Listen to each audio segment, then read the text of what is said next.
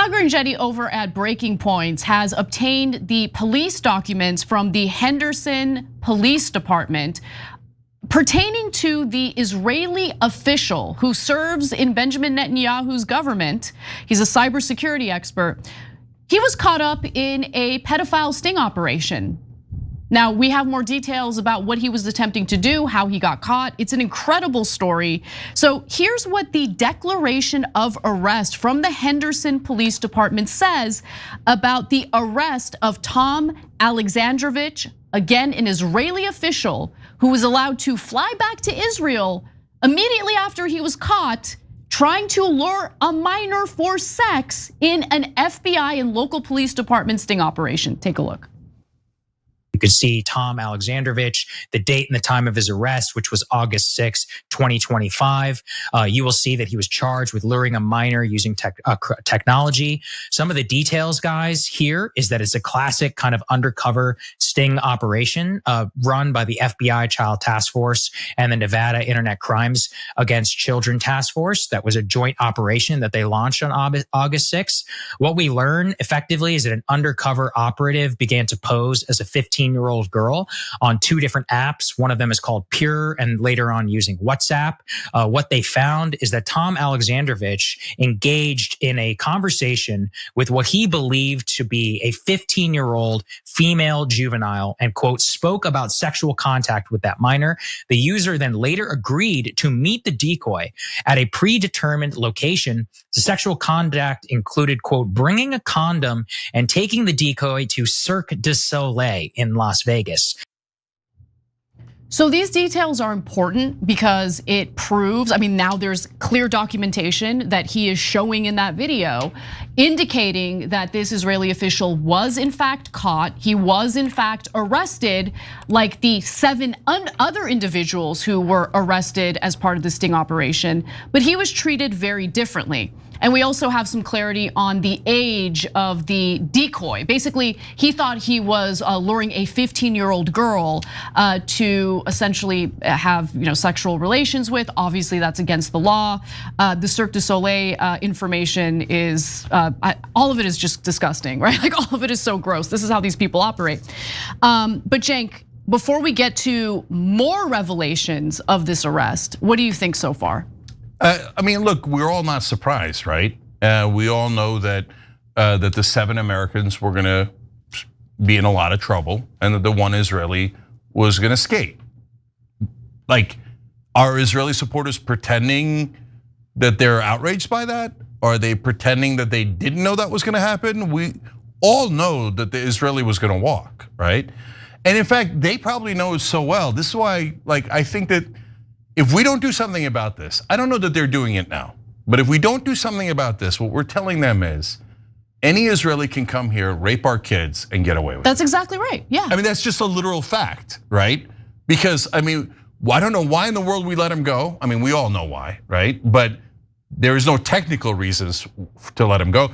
Is there a bigger flight risk than a guy who was trying to rape a young American girl who works for a foreign government? Obviously, he's gonna leave, right? Who in their right mind would let him go? Who says, hey, we've caught 8 people trying to rape American kids.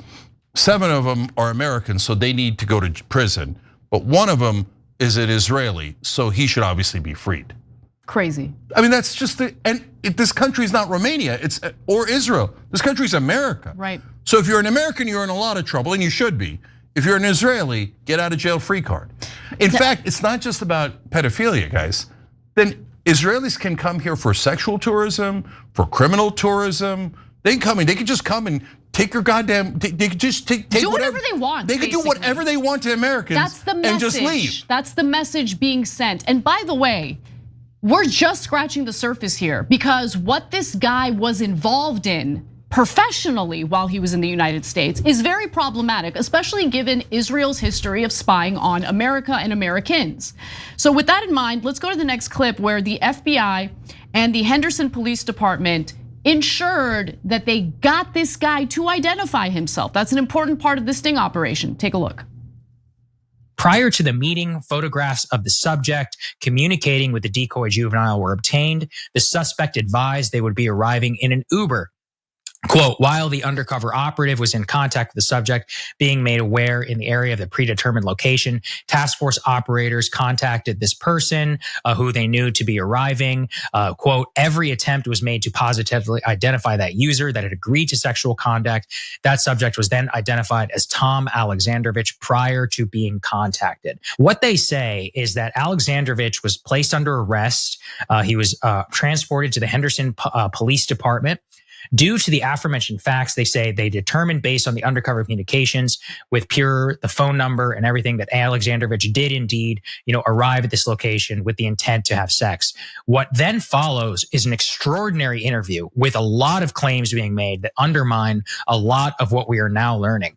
So what they say is that, quote, upon Alexandrovich's arrival, he engaged in a recorded interview and he waived his Miranda rights, as they say very clearly. The interview was then conducted at 2000 hours on August 6, 2025. Okay, so the interview is telling because he discloses quite a bit. How he behaves and what he says while he's under arrest is really fascinating. So just real quick, why don't we just go to the last video here, and you'll find out how he communicated, how he might potentially entirely skirt any consequences for attempting to have sex with a 15-year-old girl in Las Vegas. He advised, due to being from Israel, the Israeli consulate would be notified. So do you guys see immediately they're talking about notifying the Israeli government? This matters because the Israeli government initially denied Alexandrovich had ever been placed under arrest, when the police department is saying here explicitly that he is, of course, being notified to the Israeli consulate. Alexandrovich stated he has a meeting with the NSA tomorrow and had met several bureau people and NSA people over the past week.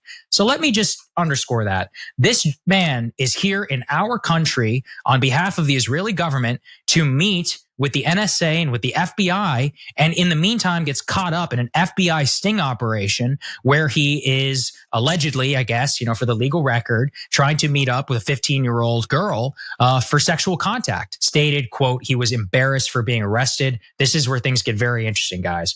Quote, questioned how much bail would cost while he was under arrest. Stated that he was in shock and someone he needed to contact immediately about his international flight back to Israel. So the Israelis tried to act dumb about the arrest of this Israeli official, and it turns out they were fully informed about it. The Israeli consulate was informed about it. And on top of that, he also told authorities that he had already met with several FBI and NSA people over the past week. Alexandrovich was attending the Black Hat and DEF CON conferences at the Mandalay Bay Convention Center in Las Vegas. He stated that he was actually in the US quite often. 3 months ago, he was here for a crypto conference in New York City. He comes to the United States 2 to 3 times a year. He stated that he uses the name Adam to chat on dating apps, and he used the Pure app when attempting to lure the decoy who he thought was a 15-year-old girl. And so this guy is meeting with members of our intelligence community, and I'm very uncomfortable with that. And keep in mind, the Israeli agency that he works for hasn't fired him. He's on leave, and it appears that they're trying to provide cover for him. Of course they are, of course they are. So look, if you wonder why we say things like whenever the Israelis are talking, they're lying, this is another great example of it. As soon as he's arrested, the Israelis put out this information. Oh, you got the wrong guy. It's a mix up in identity. It's actually an American with the same name. He doesn't work for the Israeli government at all. Meanwhile, you see the actual police report. They know definitively that he was with the Israeli government. In fact, he's the guy who is one of the creators of Cyberdome and has won the Israeli Defense Prize. They definitely know he worked directly under Netanyahu, okay? They're giant liars. So that's why quoting, we should stop doing it, ever quoting the Israeli government, because it's almost guaranteed to be a lie. Okay, now you go to the heart of the story. So all the authorities knew that he was talking to the Israeli consulate. So now we come to culpability on our side. So it's not like, oh, it was a quick thing, oh, they didn't expect it, and oh my God, their dragnet caught an Israeli government official, and before they knew it, he was released and he was gone. No, The cops knew, all of the authorities knew, the FBI knew, the Israelis want him back. So, and he's a child predator, right? Yeah, yep. So they made an active decision to give him back to the Israelis. Yeah, that's exactly right. That is exactly right. So that is unconscionable. So look, sometimes this happens for other countries as well. You might remember famously after 9/11, all the bin Ladens were immediately flown out of America back to Saudi Arabia. Why do the elite get different rules than us? An elite of not our country, but of different countries. Foreign countries. So bin Laden's in Saudi Arabia, whose family member did 9/11. Oh, by the way, also randomly, or maybe not randomly, several hundred Israeli spies were rounded up after 9/11 in America. Oh, no, you don't talk about that. You don't talk about it. I mean, there's FBI files about it that are readily available online, but we got to pretend like that doesn't exist. That doesn't exist. You're being anti-Semitic. No, it doesn't matter. It's a stone cold fact. It is a fact. And my question is, why did we return to bin Laden's, and why did we return Israeli spies? If we know they're spies, why don't we keep them and put them in prison? They're spying against us. Who releases spies they catch spying on you? So they could literally spy on us and get released. They could rape our kids and get released. Yep. I mean, Ghislaine Maxwell's dad stole our nuclear secrets and walked around like a dandy. I mean, what is this? He was publishing textbooks for our schools, our public schools. So look, the liars in mainstream media can say anything they want, but they know our facts are true. Right. They could say, yeah, your facts are true, but your facts are anti-Semitic.